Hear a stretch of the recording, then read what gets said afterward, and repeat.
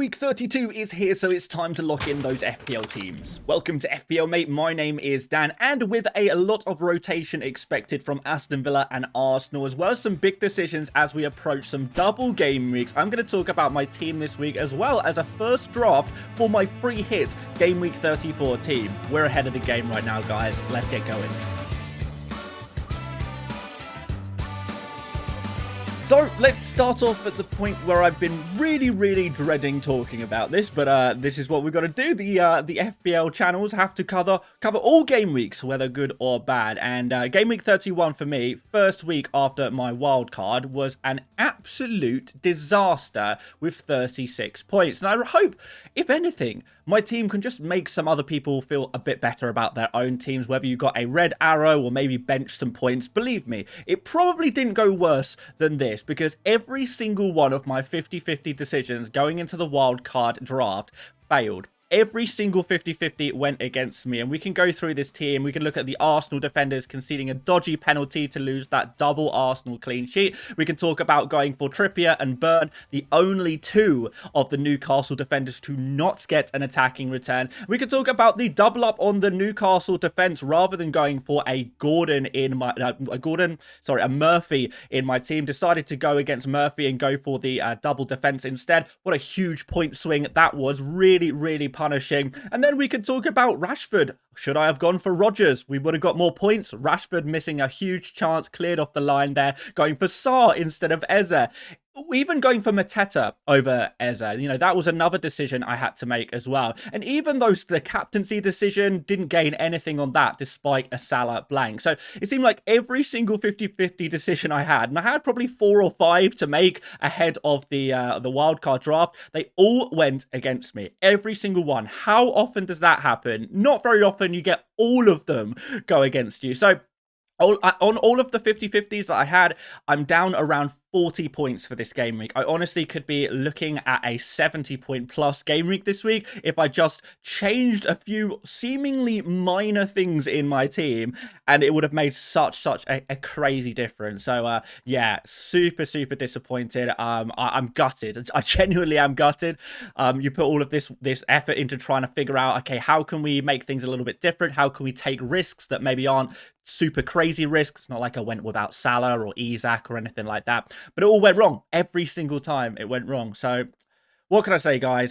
Just because your 50-50s go wrong in one week doesn't necessarily mean that they're going to go wrong the following week as well. So I guess we'll see what happens next. Although, actually, I have to say, one 50-50 decision did go my way. I decided to play Sarr over Savinho. I wasn't sure which of the two I should have played, but I went for Sarr in the end, and he scored 2 more points than Savinho. Would have got an auto sub there anyway, but still, I guess that's something. Oh, and the other thing, no Gvardiol, no Munoz. If I went for single Newcastle defense, I would have had either a Munoz or Gvardiol in the team, and I would have had more points there as well.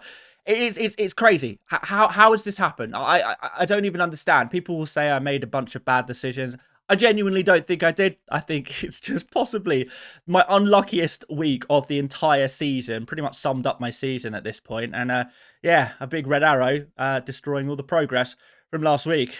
Should we get some more optimism up in this place? I really need it, guys. I need some positivity right now. And maybe you can cheer me up by leaving a like on the video. If you don't want to, that's totally fine. But yeah, if you would like to like, that would be great. Subscribe as well if you're new around here. Let's go on to my team for Game Week 32, because there are still big decisions to be made, and a wild card is for more than one game week. Let's just remind ourselves of that. At least that's what I'm going to tell myself. So 1 free transfer, 1.4 million in the bank. Let's see what we're dealing with ahead of Game Week 32. And in fairness, you know, I still think my team is really strong. I think there's a lot of points to be had. So there are some key decisions to be made still. I've got a strong bench, so there is going to be changes for my starting 11 this week. Let's go through the team. And starting off with Raya in goal. So I am going to go for Raya as my goalkeeper against Brentford. I don't think this is the easiest fixture necessarily for the Arsenal defence. But coming off the back of a big 3-0 6-0 victory in the Champions League. I do definitely think that Arsenal's primary goal in this Game Week 32 fixture will be to keep a clean sheet and keep defensively solid ahead of Game Week, the second leg of the Champions League. Keep this trend, this theme of clean sheets continuing to go on, because that is going to be so crucial to keep it very, very tight in the second leg against Madrid. So that is what I think Arsenal's primary goal will be against Brentford. How easy that will be is maybe a different question, but I'm hoping with single Arsenal defense that can maybe help out, because in my actual defense, I'm not going to have any Arsenal defenders here. We're going to play Daniel Munoz for his double game week against Man City and Newcastle. Not exactly the best double game week for a defender, and certainly I am glad I'm not on double Crystal Palace defense here, but I think Munoz has enough attacking ability that we see this every week from him. I mean, scoring last week, yes, it was a bit of a lucky deflection, but he's taking the shots, and if you're taking shots, you're always going to have a chance of getting goals there. So hopefully we can see some more shots from him. That's definitely what he likes to do. My other two defenders are going to be Trippier and Burn. The double Newcastle defense returns for another go. And in fairness, you know, a big thing that I thought from last game week would be, I believe that Newcastle have a super high chance of a clean sheet, so I'm going to double up on the defense. I think Trippier and Burn maybe have the best attacking potential as well, but hey, that has maybe been proven wrong with the improved form of Livramento. But Trippier being on set pieces and Dan Burn being on the end of them should hopefully be a sign that maybe we can get something, particularly against Manchester United, who are a team that do concede chances from those set pieces. They're particularly susceptible for kind of conceding that way, which is another reason why I picked these two guys for this Manchester United at-home fixture. United, of course, struggling to score in the last couple of games as well. Could a clean sheet be on the cards for an in-form at-home Newcastle side? I don't really see why not. Definitely think it is a possibility. And then, of course, the Crystal Palace game. Let's see what happens there. The double the Newcastle defense against my double Crystal Palace attack. It is a win-win / lose-lose situation, I suppose. But again, we go back to those attacking returns that we certainly hope for with our picks. Let's move into the numbers for the defenders this week and what we are predicting to happen. So we've got Rob T's SpreadX data again to try and figure out what are the best chances of a clean sheet this week. And we can see Newcastle have a 53% chance of one or more clean sheet, which is very nice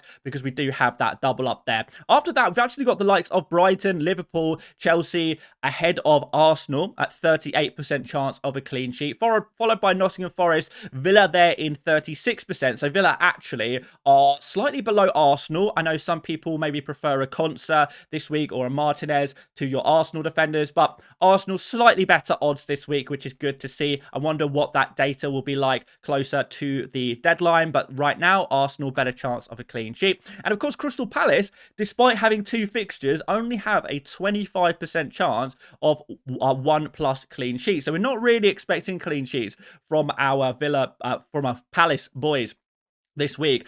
So yeah, Munoz, just get a goal, just get an assist, something. We're going to need something from you right now. And hopefully the points for playing might help out a little bit as well, because clean sheets are not looking good at all for the Crystal Palace double game week. That said, if we look at the goal projections, it's not so bad.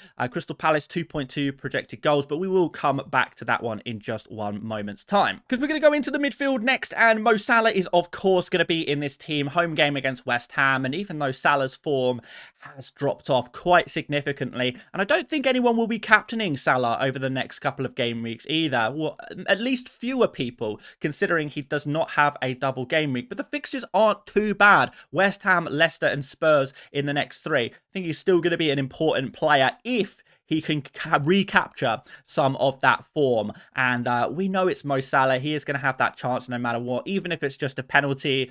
All of the FPL points count exactly the same. So although people are feeling down on Salah right now, I think there is potential to bet against Salah at this present moment. I don't think we want to be too brave in this one in terms of removing him from the team entirely. Surely not. And we've got Saka in this team as well. He's actually flagged on the FPL website. I don't think there is actually an injury there.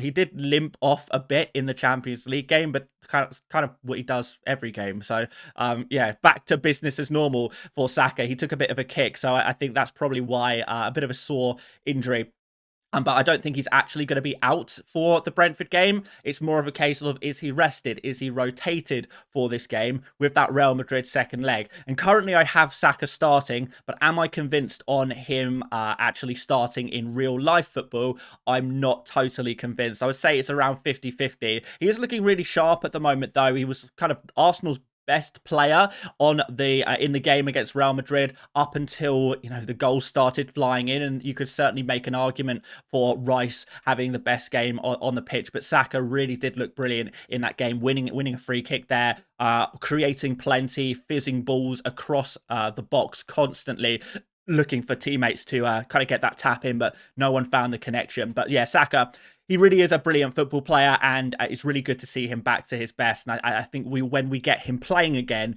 in the Premier League, he's going to be an essential FPL asset. But for now, still some doubts about minutes. We've got Savinho now, and he is a player I'm much more confident in his minutes. Obviously, was rested for last game week, and considering before that he played pretty much every game for Man City for months, he is definitely still considered a first choice player for Man City. And that's probably even more solidified considering City were so poor against Manchester United. They need to have a player like Savinho straight back in the team, particularly now as Man City are no longer in the top 5 in the Premier League. They need top 5 to get Champions League football. They are not there right now. They are going to have to win some games or more games in order to get that Champions League football, because it's not guaranteed. People will say City don't have anything to play for. They have a huge amount to play for still, because it is so competitive for those Champions League places this year in the Premier League. So they are going to need their best players. They are going to need their first choice players. And Savinho is both of those things. So I think I'm feeling very confident on his minutes. I'm going to have a look at his data in a minute. It's still pretty good.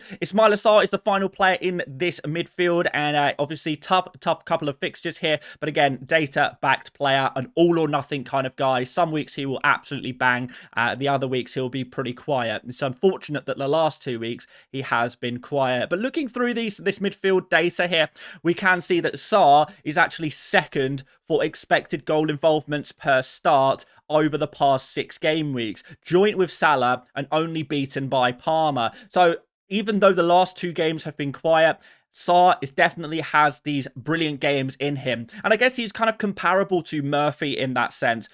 People are obviously going to be more hyped up on Murphy than Sarr right now. But we've seen the same thing from Murphy. He will take, maybe 1 shot per game for 6 weeks in a row, and then he'll suddenly, get a brace out of nowhere. And Sarr is kind of very, very similar. In fact, Sarr actually doing it a little bit more than Murphy over the course of the season, having, these quiet periods and then very explosive periods. And with 4 games in the next 2 game weeks, you never know when that explosive game is going to come for Sarr at Crystal Palace. Of course, Salah is also up here as one of the top players over recent game weeks for XGI. Murphy is here as well, but that has been inflated by the Leicester game and the Forest game, where he scored a tap-in that game as well. Outside of those fixtures, pretty quiet for Murphy, but creatively, he's still very good, even though the XG data hasn't been as consistent. But going a little bit further down the list, we have got Savinho. So he's still Savinho in the top 20, 0.4 expected goal involvements per start. That is very, very nice indeed. And I think he is right now, for me, the 3rd best Man City asset to own after Gvardiol and Marmoush, of course, who I think we'll all agree will be essential going into next week. But for this week, Crystal Palace, they have conceded a couple of goals recently. Can Savinho get back to his best ways after a nice rest in game week 31? I don't see why not. So let's move on into the attackers next, the forwards. And we have got the very, very template, very boring front 3 of Isak, Mateta and Marmoush. So nothing super interesting in the forward area for me. Yes, I made a lot of bets. I made a lot of kind of small risks last week. And the place where I went safest was where there were the fewest points. Isak blanking, Marmoush blanking, and Mateta 8-pointer. It's decent, but it's nothing absolutely crazy. So, yeah, all I can say is, come on, guys. These are the 3 forwards, right, that we've all got so much hope in. They have done well in recent weeks, maybe not as much last week for Isak and Marmoush, but double game weeks for Isak and Marteta. Isak is certainly a huge player for this game week, and Marmoush against Crystal Palace. I think Marmoush does look brilliant for Man City. He looks like their best player in attack at the moment, taking plenty of shots, greedy on some of those direct free kicks as well, which is very, very useful. And yeah, he's just shooting on sight, which is really, really good to see. That's kind of what we want from an FPL asset. Let's go and have a look at some of the forward data for FPL right now. Evan Nilsson is top. He is the guy in form at the moment. Haaland in second place, but he is injured. Joao Pedro still kind of riding the highs of his penalties from like a month ago to increase his data. We've got Wissa in here as well, who we know has been very good. But after that, we have got Isak and Marmoush. Mateta actually slightly lower on the data, but Mateta, I would say his form has been very good. He's been taking, again, shooting on sight a lot, which has been nice for Mateta. Hopefully going to have some penalties as well over the next 2 game weeks. I think Mateta is a really strong candidate, even though it looks like he's slightly lower down on this list. I think that is not really kind of really representing what he's doing on the field right now. But let's have a look at some of this data again. I want to have a look at this total goals, projected goals data. Newcastle are top here, 3.85. So if you've got a Isak in your team, this is obviously very, very good. If you've got, Murphy and Gordon's, maybe Barnes, if they play at least one of those games, there's going to be a good chance for attacking returns there. Chelsea are 2.55. So if you have Palmer, I think you're going to be in the money for this game week. And outside of that, we still see Liverpool in here, despite their kind of weaker form. They're still very high on this. We've got Crystal Palace here as well. So plenty of opportunities to get goals. Maybe Aston Villa a little bit disappointing at 2.1 projected goals. And they're certainly a team that could be rotated. And that's what I want to talk about next, because here is my bench. Areola against Liverpool. Very, very straightforward decision for me. Looking to bench boost in game week 33. So when Areola plays against Southampton. So that's where I'm looking really to bring Areola into the kind of team. Still on the bench, but a bench boost. Marcus Rashford, though, is on my bench despite the Southampton fixture. And I was pretty disappointed, really, to see Rashford benched in game week 31 and then starting in the Champions League, because I was kind of looking through minutes recently. It looks like if the rotation is predictable, then Rashford is not really a prime candidate for a start against Southampton. We're expecting Aston Villa to rotate in this game, and then after that, probably playing more frequently from game week 32 onwards against some really big games in which we really think that Aston Villa need to win the game week 33 fixtures to get Champions League football. So this week, I think, will be the one opportunity to rotate. And that could even mean the likes of Rodgers rotate. So let me show you on screen, guys. This is something I tweeted out earlier today. And this is based on the players rested or not playing in the Champions League on Wednesday against Paris Saint-Germain. So Watkins didn't start, Asensio didn't start, and Marlon is not in the Champions League squad. So I'm thinking Watkins, Asensio and Marlon are going to take up 3 of the 4 attacking spots for this Aston Villa team. Outside of that, we have to potentially dip into some of the players who did start in the Champions League. So we've got Rodgers and Rashford. Rodgers played the full 90. Rashford played about 80 minutes. Ramsey was subbed before 60 minutes. So maybe that is a sign that Ramsey is going to play in the left mid position. Or, of course, McGinn as well could play in one of these attacking positions as well. Don't forget Barkley, who now is available. Maatsen is here as well. And Bailey is could potentially return for this game week, but I don't think Bailey is really going to start. I don't think Barkley is going to start necessarily either. But this 4th spot is super risky right now, and I don't think I'm going to take a chance on it. I think the chances of Rashford starting this week are significantly lower than they were in game week 31, given the information we have now. And really, I guess I have to hold on to Rashford in hopes of game week 33 being a lot better for him. And I think they will be better based on current information, but this week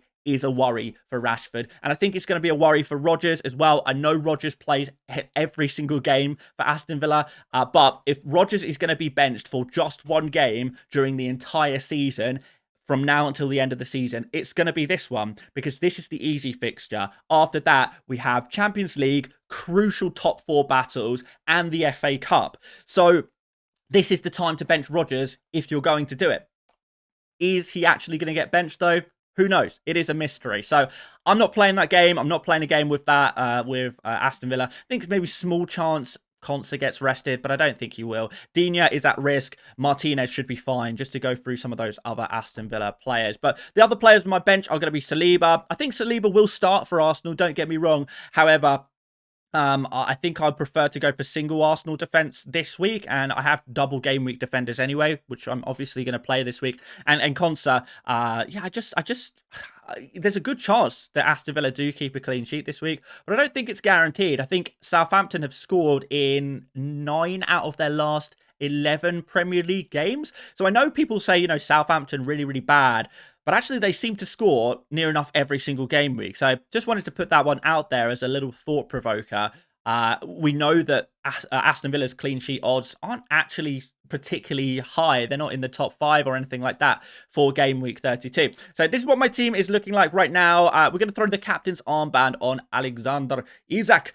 Yeah, not messing about this week. I don't think this is a week to be taking a risk on the captaincy. I think Isak is just the clear best with 2 home fixtures. You know, consistently brilliant football player for Newcastle, and Mateta is going to have the vice captain for me, who's been in great form, don't get me wrong, but the fixtures are a lot tougher for Crystal Palace compared to Newcastle, so it's pretty straightforward for game week 32. Game week 33 could be a little more interesting with a few more options. So yeah, what I want to do next, now we've got our captains, we've got our lineup, I want to have a look into the future, what my game week 32 3 team will look like, and what my game week 34 free hit team will look like as well. So we're back on the Fantasy Football Hub My Team tool. If you want to check this tool out for yourself, guys, use the link in the description. You can get a nice free trial to get the full access for yourself. So this is what we're dealing with right now. This is my team for game week 32, as we've kind of already covered. We're going into game week 33. I'm planning 1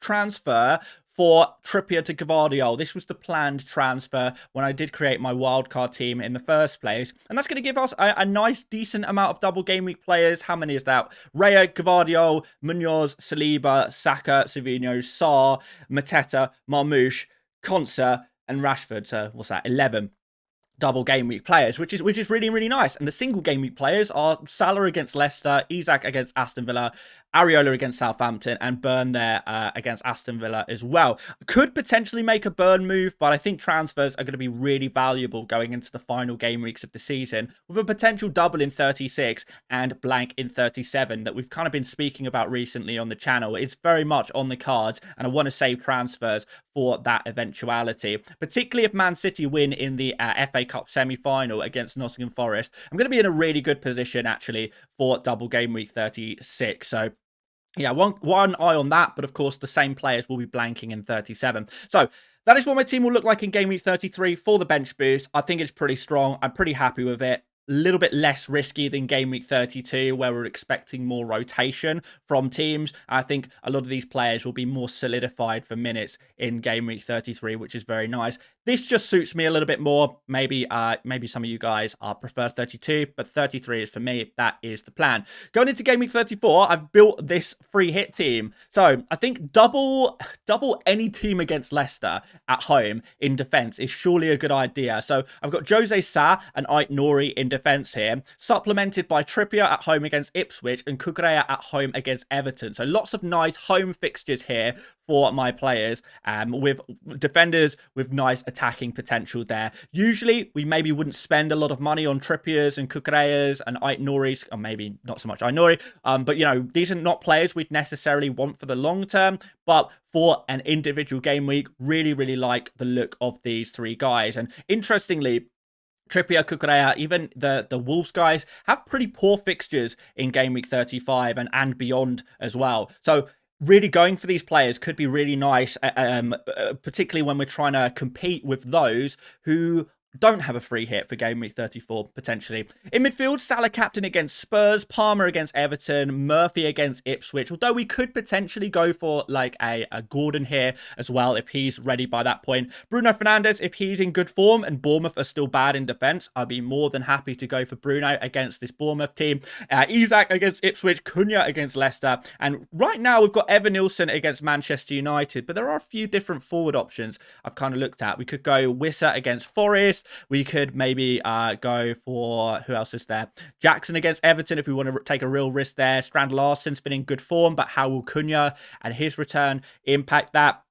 There are some options, or we could go 5 in midfield, because I do have, well, first of all, Leno against Southampton on the bench for a goalkeeper could also be a good option. We've got Brian and Burmo here against Forest away. Again, could go for him. He could be an interesting option for Gameweek 34. And the other defenders here, Connor Bradley against Spurs and Robinson against Southampton as well. So maybe some alternative kind of attacking defenders for Gameweek 34. But I really like the look of this wildcard team, and it was quite kind of fun to, I know we're a few weeks ahead of ourselves here, but it's kind of fun sometimes to have a look, see what it might look like, and kind of anticipate, hopefully, a green arrow. I could really do with a green arrow right now, guys. So yeah, thinking about future green arrows has been, I don't know, quite cathartic, quite nice for me. So yeah, kind of nice to do that. And maybe you guys can take some inspiration just for some super early thoughts on that free hit in Game Week 34. But anyway, guys, that's going to be the end of today's video. If you enjoyed this, drop a like, subscribe, check out another video right here if you'd like to. 100 experts and buy, sell, keep, avoid obviously came out this week already. Check them out, and I'll be back tomorrow for that final decisions video. See you later, mates. Bye bye.